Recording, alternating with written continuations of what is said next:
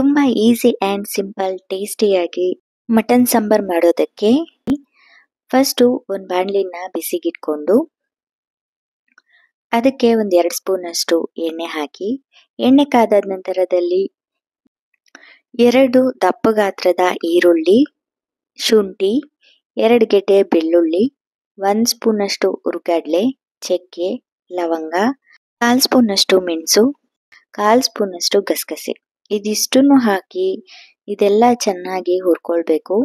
ಈ ರೀತಿ ಮಸಾಲೆನೆಲ್ಲ ಹುರಿದು ಮಾಡೋದ್ರಿಂದ ಸಾಂಬಾರ್ ಟೇಸ್ಟಿಯಾಗಿರುತ್ತೆ.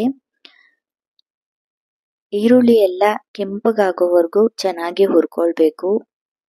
ಇದಿಷ್ಟು ಹುರಿದಾಗಿದ ನಂತರ ಇದು ಕಂಪ್ಲೀಟಾಗಿ ಕೂಲ್ ಆಗೋದಕ್ಕೆ ಬಿಡಬೇಕು.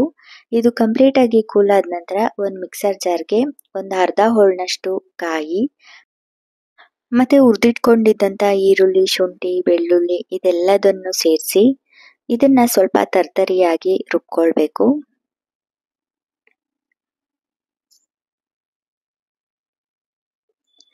ಇದು ಸ್ವಲ್ಪ ತರ್ತರಿಯಾಗಿ ರುಬ್ಕೊಂಡಿದ ನಂತರ ಒಂದು 4-5 ಟೊಮೆಟೊ ಹಣ್ಣನ್ನ ಕಟ್ ಮಾಡಿ ಸೇರಿಸ್ಕೊಂಡು ಇವಾಗ ಇದನ್ನ ನುಣ್ಣದಾಗಿ ರುಬ್ಕೊಳ್ಬೇಕು.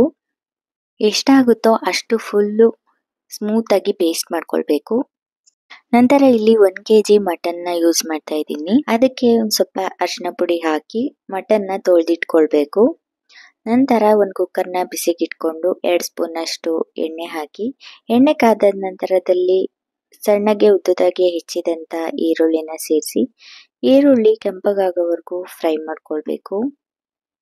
ಮಧ್ಯದಲ್ಲಿ ಸ್ವಲ್ಪ ಪುದೀನ ಸೊಪ್ಪು, ಕೊತ್ತಂಬರಿ ಸೊಪ್ಪನ್ನು ಸೇರಿಸಿ ಮತ್ತೊಮ್ಮೆ ಇದನ್ನ ಇನ್ನೊಂದ್ಸಲಿ ಚೆನ್ನಾಗಿ ಫ್ರೈ ಮಾಡಿಕೊಂಡು ತೊಳೆದಿಟ್ಕೊಂಡಿರೋ ಮಟನ್ನೆಲ್ಲ ಸೇರಿಸಿ ರುಚಿಗೆ ತಕ್ಕಷ್ಟು ಉಪ್ಪು, 1/4 ಸ್ಪೂನಷ್ಟು ಅರಿಶಿನ ಪುಡಿನ ಹಾಕಿ ಮಟನ್ನ ಚೆನ್ನಾಗಿ ಫ್ರೈ ಮಾಡ್ಕೊಳ್ಬೇಕು.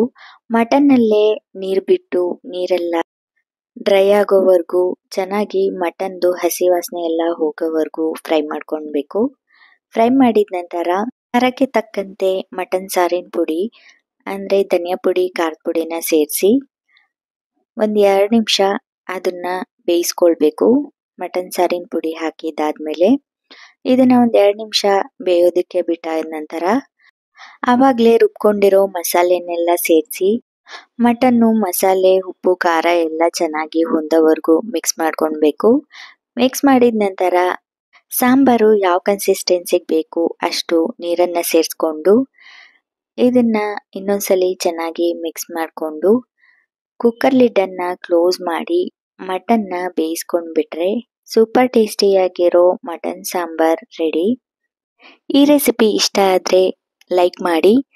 ಹಾಗೆ ನೆಕ್ಸ್ಟ್ ಯಾವುದಾದ್ರೂ ರೆಸಿಪೀಸ್ ಬೇಕು ಅಂತಿದ್ರೆ ಕಮೆಂಟ್ ಮಾಡಿ ತಿಳಿಸಿ. ಖಂಡಿತ ನಾನು ನೆಕ್ಸ್ಟ್ ವಿಡಿಯೋದಲ್ಲಿ ಶೇರ್ ಮಾಡ್ತೀನಿ.